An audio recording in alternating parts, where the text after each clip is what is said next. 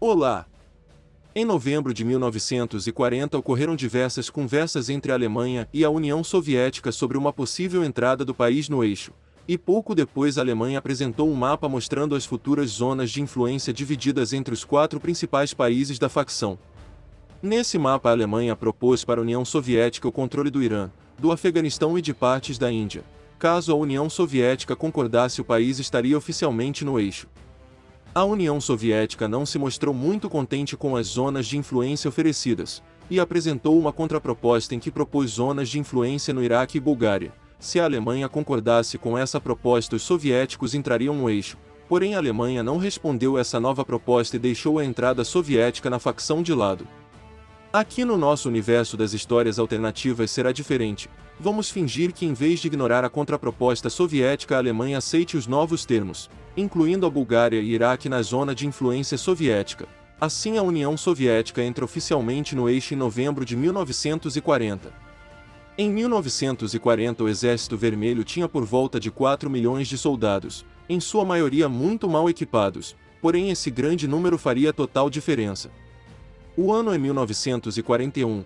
A União Soviética se encontra no eixo ao lado da Alemanha, Itália e Japão, e em guerra com os aliados. O primeiro movimento soviético é deslocar forças para o Oriente e auxiliar na invasão japonesa da China.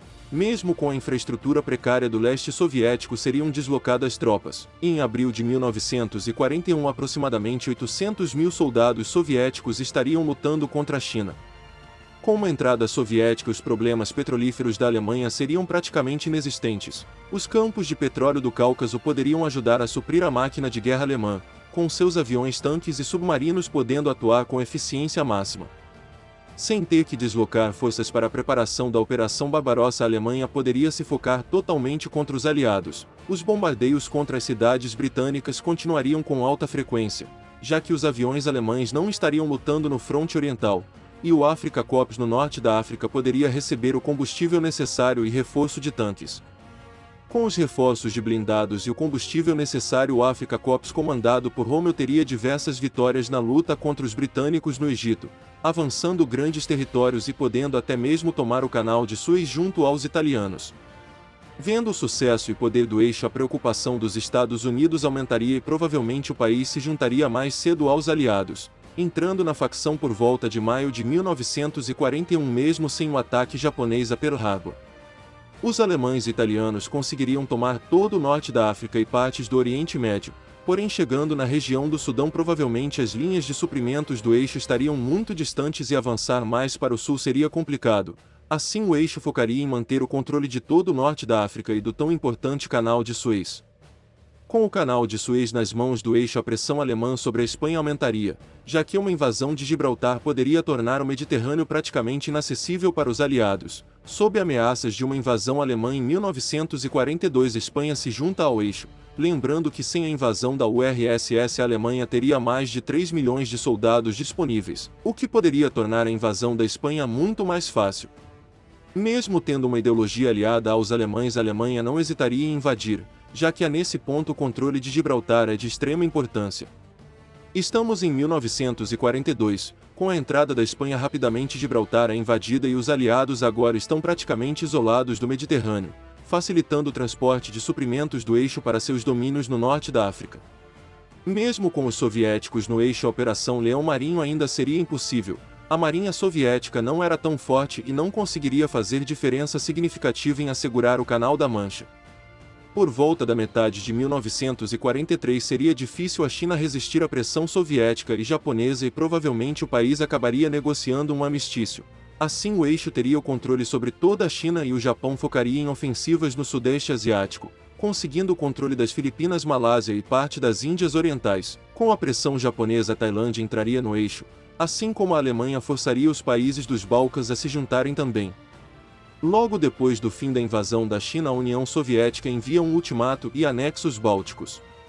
Controlando o norte da África, o eixo faria ofensivas para o Oriente Médio, tomando o Iraque e o Kuwait, e logo uma invasão ao Irã seria iniciada para garantir suas reservas de petróleo.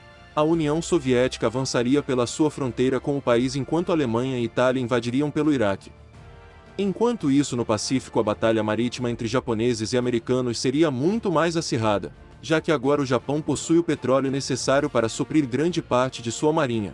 Assim ela poderia lutar de forma eficiente contra a frota americana, fazendo os desembarques americanos a ilhas japonesas no Pacífico se tornarem muito mais complicados.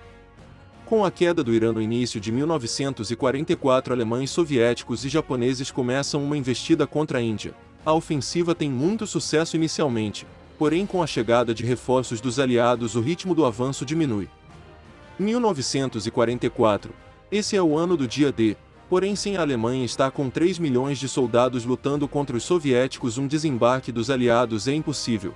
Qualquer tentativa de desembarque, o exército alemão estaria em prontidão para a defesa, e caso fosse necessário o exército soviético também estaria pronto para ajudar. O Japão continua dominando o Sudeste Asiático assim como fez em nossa realidade, e até mesmo com uma eficiência maior, já que nesse ponto o fronte chinês não existe. Em maio de 1944 as primeiras tropas japonesas desembarcam na Austrália e logo depois na Nova Zelândia, e até o final do ano grande parte dos dois países estão assegurados pelo eixo. Lembrando que nessa realidade o Japão possui o petróleo e os recursos necessários para manter sua marinha atuando em força total, o que torna possível a tomada da Austrália e manutenção de seus domínios no Sudeste Asiático. No final de 1944, alemães, soviéticos e japoneses fazem uma ofensiva final na Índia e conseguem quebrar as linhas aliadas e dominar todo o território indiano.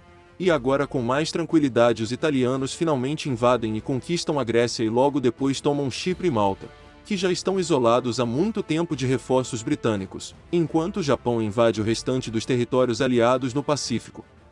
A esse ponto já não há muito mais o que qualquer um dos lados fazerem. Um desembarque dos aliados em qualquer país do eixo é impossível, já que o eixo possui o exército terrestre mais poderoso do mundo, enquanto ao mesmo tempo o eixo não consegue realizar nenhuma invasão naval aos americanos e britânicos, já que a marinha aliada possui extrema superioridade. A marinha japonesa é forte, mas não ao ponto de enfrentar a britânica e a americana juntas. Em 1945, já que agora os alemães poderiam estar mais focados em suas pesquisas, provavelmente a Alemanha seria a primeira a desenvolver a bomba atômica. Porém, poucos meses depois os americanos também desenvolveriam sua primeira bomba nuclear. Acoplando a bomba atômica a um foguete V2 modificado, os alemães fariam o primeiro ataque nuclear da história, destinando a bomba atômica a Londres. Em 5 de julho de 1945, a cidade de Londres é atingida por uma bomba nuclear. Isso afetaria profundamente o suporte de guerra britânico, porém os americanos não deixariam barato e algum tempo depois utilizariam sua bomba atômica também, jogando-a na cidade alemã de Munique. Dessa forma, tanto alemães quanto americanos ficariam receosos de continuarem seus ataques atômicos. O receio de receberem ataques de volta e causar uma destruição em massa faria com que Alemanha e Estados Unidos acabassem não realizando mais ataques nucleares. No início de 1946 as conversas de paz começam, e no mesmo ano um armistício é assinado. Os dois lados já estão exaustos e sabem que continuar uma guerra dessa forma não vai levar nunca a um vitorioso, então ambos concordam com um acordo de paz. Os territórios dominados pelo eixo durante a guerra continuariam sob seu controle, porém caberia agora ao próprio eixo entre Alemanha, Itália, União Soviética e Japão decidirem a divisão de seus domínios e esferas de influência. Para não alongar muito mais o vídeo, o mapa final das zonas de influência seria esse aqui, destacando a existência de duas Chinas, uma influenciada pela União Soviética e outra pelo Japão, um Iraque dividido já que a Alemanha também iria querer os depósitos de petróleo do país, e um governo comunista na Bulgária como a União Soviética havia exigido. Bom, é claro que uma paz eterna entre alemães e soviéticos não iria existir. Logo depois do fim da guerra com os aliados, a União Soviética sairia do eixo ou seria expulsa pela Alemanha. Talvez até mesmo o eixo poderia ser desfeito, já que o Japão também não estaria mais interessado em continuar na facção. Nos anos de 1950 ou 1960 uma guerra estouraria entre Alemanha e União Soviética e envolveria o Japão e os Estados Unidos também, causando anos depois uma terceira guerra mundial. Porém isso é assunto para outro vídeo. Caso vocês queiram, posso fazer uma continuação para esse cenário mostrando o desenrolar desse mundo no pós-Segunda Guerra Mundial. Obrigado por assistir.